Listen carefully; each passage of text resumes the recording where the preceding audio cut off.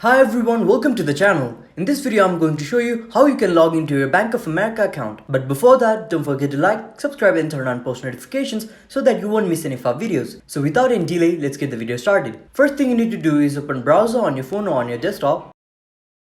Then enter the URL bankofamerica.com.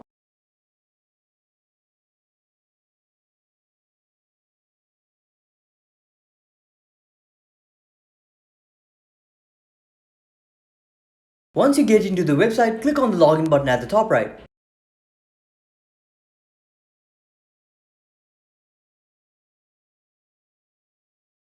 After that, you'll have to enter your personal information that you used to log into your Bank of America account. So start by entering your online ID.